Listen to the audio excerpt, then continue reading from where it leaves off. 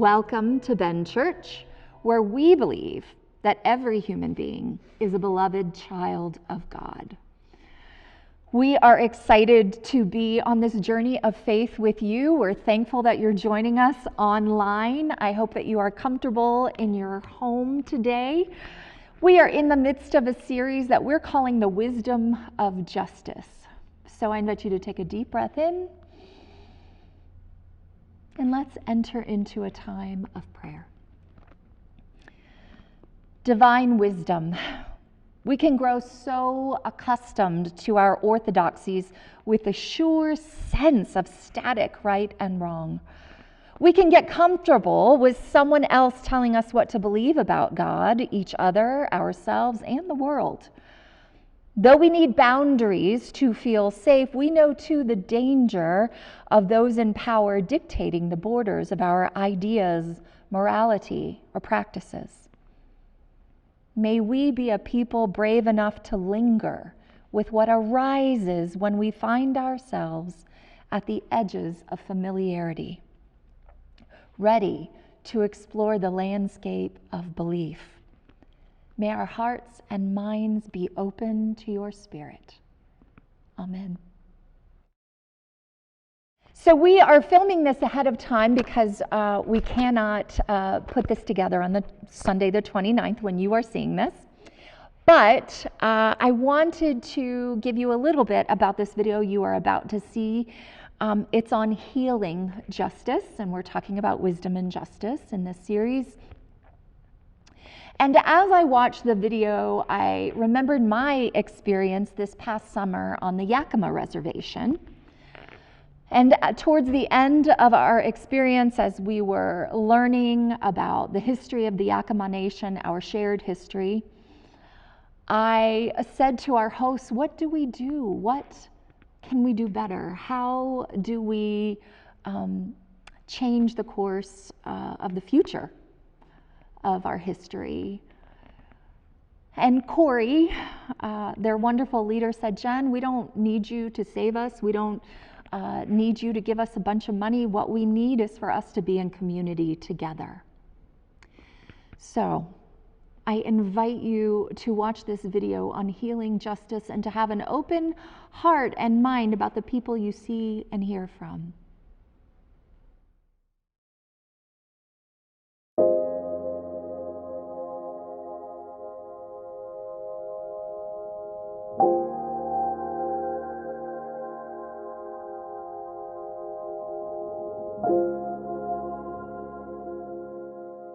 I have been calling the time in which we're living the tyranny of the now, and the way that I think about the tyranny of the now is that we are in a time of lynching of Black and brown bodies. You know, like 9 trans women of color have been murdered this year at the hands of toxic masculinity, and that is tyranny. Society has taught me as a Black woman since the moment that I was born that I'm despised, that I'll never be good enough, that my Blackness is a deficit, that there's something wrong with me. And it's impossible not to internalize some of those messages. And those are messages that marginalized people, vulnerable people, and people of color in particular get each and every day. Not just through, pop culture or the media, but in the daily interactions that we have in our school systems, in our encounters with the criminal justice system. And so the work of healing justice, which builds on decades of elders teaching us about the need for wholeness and wellness, is really at a point in this moment breaking through movements like the Movement for Black Lives and others that recognize that the struggle that we're in, the struggle to be more whole, the struggle for a world in which we all can flourish, this struggle where we recognize the deep humanity in one another, where we see each other. I think the what now is really a chance to rethink what it means to be human in this world through avenues of what I think we're calling healing justice, and to build relationships that fundamentally humanize people and that fundamentally help folks reimagine their place in the world and reimagine their place in community. Healing justice is where personal and social transformation meet. And that can't happen by yourself. We need people I need people who can speak into my life, who can tell me about myself. You know, when I think about healing in particular, I can't think about healing without thinking about the concept of brokenness. And I think each of us has this experience in our life of experiencing rupture, whether that be rupture in relationship, rupture with God, rupture with ourselves. And we have been so trained in our culture to step away from or view brokenness as a deficit. But it's my belief that it's in our brokenness that we can find truth.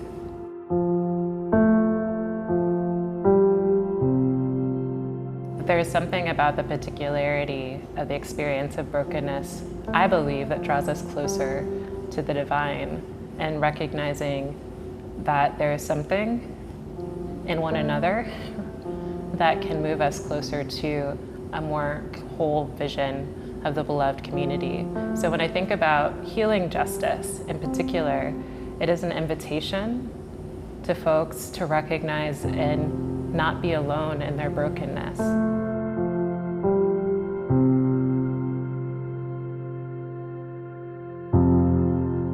We have fractured our human community where we are unable to gather at the table across lines of difference. So what does that look like when we bring really the constellation of differences to the dinner table and have a common meal? Isn't that the centrality of communion in the Christian tradition, right? So what happens when we break bread with one another, share this common practice? I mean, Jesus never did say, bring a wafer and let's share a wafer. Jesus talked about a Last Supper. I think the reason that Jesus asked us to come together around a table is because it's something that we do every day. So it's not just some far off symbol, something that's outside of the norm, but we're usually putting food in our face several times a day. And so when you do that, remember, Jesus is saying, when you do that, remember how I've taught you to come together and share everything. You have to share everything. And when you share, you will be healed. In both the giving and the receiving, that's how you will be healed. I really think that we need to get back to the common practice of eating together, which is a return to simplicity, yes, but the complexity of eating together, sharing a meal, bridging across lines of difference, I think is one start to imagine our deepest, most radical flourishing.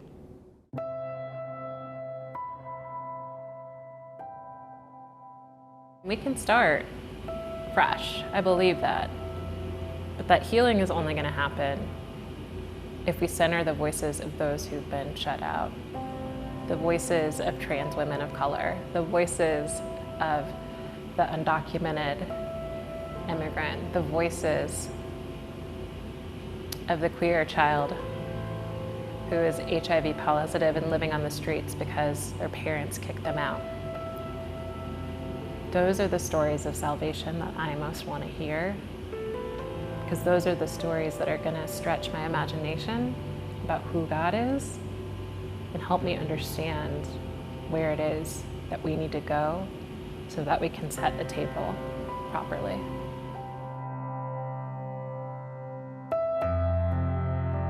There is this Zulu greeting that is Sawubona. And Sawubona is more than a hello. It means, I see you. And really it means we see you. And the we is, yes, it's other people in the community, but it's also the idea of the Creator seeing that person, and it's also the ancestors, those who've gone before, seeing that person. And so healing comes from a deep seeing. And this seeing is not just, okay, I see what you look like on the outside, but that I see who you are. You know, we have this thing about being colorblind. Like, oh, I don't see color. No, you have to see me to see all that I carry. See me as a woman, see me as a Black person, see me as a single mom, like see me. And then that deep seeing, you're able to say, how am I related to you? How can I walk with you with integrity? And then the answer to Salbona is Yebo Salbona. It's yes, we see you, I see you, right? So it's this then back and forth of how seeing each other helps us belong to each other.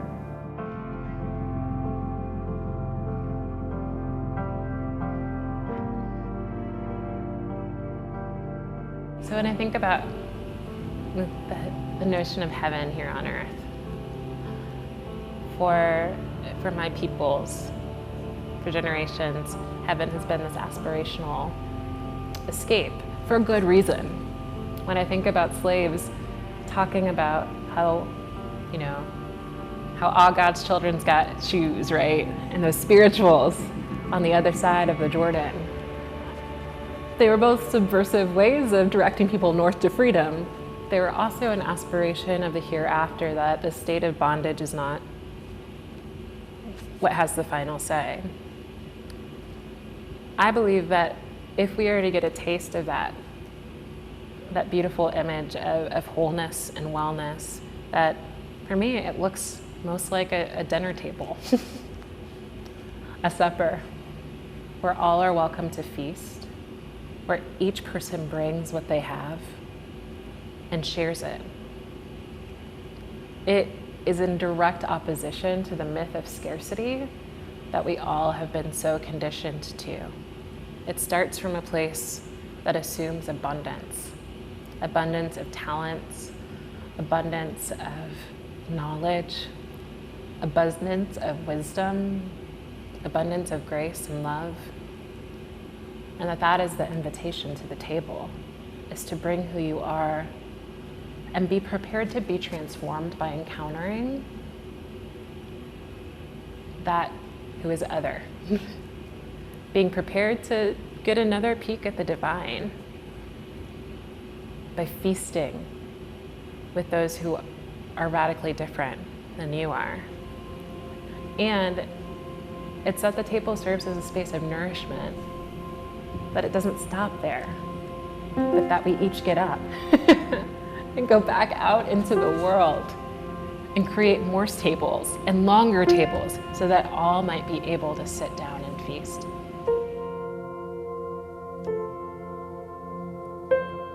I want to rethink the ways in which the dominant culture and marginalized people can be engaged, and rethink it not through oppositional politics, not through an us against them framework, but a framework of bridging, really, and a framework where we step into a hope to be changed, which is really an invitation on both parts, right?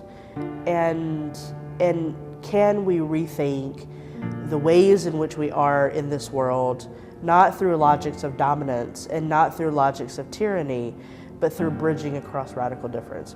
By divesting from a logic of dominance and investing in a theology and ethics from below.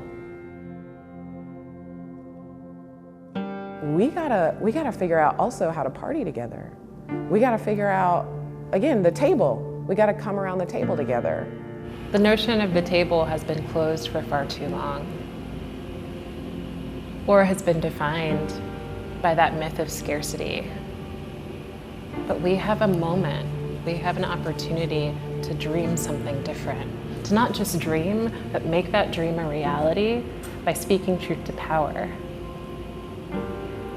by working to build more just and equitable systems, and by placing at the center of that table the lives and experiences of those who've been written out of the table narrative, who have something new to teach us about how to be human with one another. That's God's work.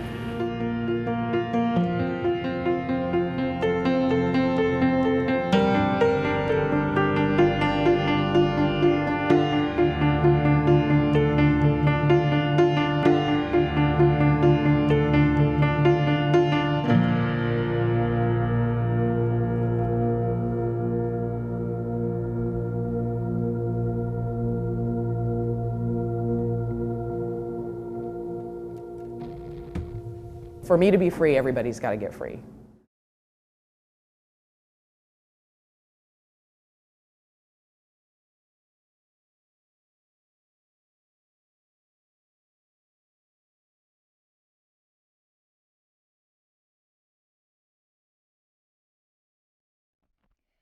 I hope you were blessed by the ideas in this video that you just saw.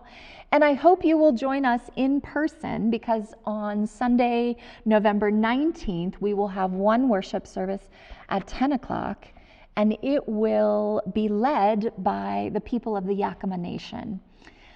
So come out of your house on that Sunday and join us here in person to eat together with people that we don't often see in our own space.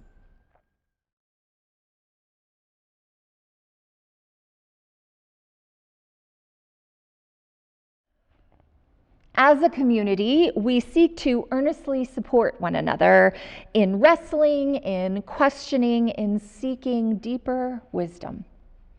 We acknowledge the forces of dominance that seek to confine and restrict our perspectives. So let us bring what we have together for the sacred work of pursuing mystery, intuition, and creative speculation. All that comes into the church this week is here for the ministries that we do in and outside of this church. So if you would like to give, I invite you to do so. Either you can send a check to this address, or you can give online. Either way, we are so thankful for you being with us today and worshiping with us.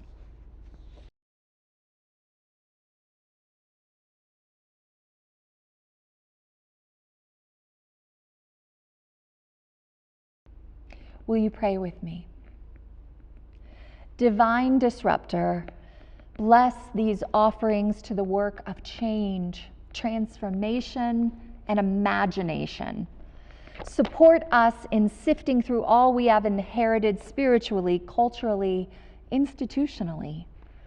May we recognize the gifts to take forward. May we release the evils that need shedding, that we may be part of turning the world in a new direction, reaching towards what liberates, what decolonizes, what leaves no one behind. And all the people said, Amen.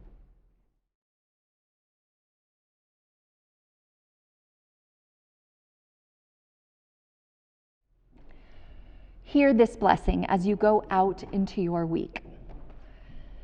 Dear ones, we don't have to keep telling the same old stories, the ones that leave us weeping and unsatisfied, the ones written by those who have all they need and more. There are other stories to tell, other mysteries to seek, other patterns to weave between us. God, the source of radical imagination, does not fear change as we do. They accompany us from this space toward every opening that leads to lands of flourishing in body, in mind, and in spirit. Go in peace. Amen.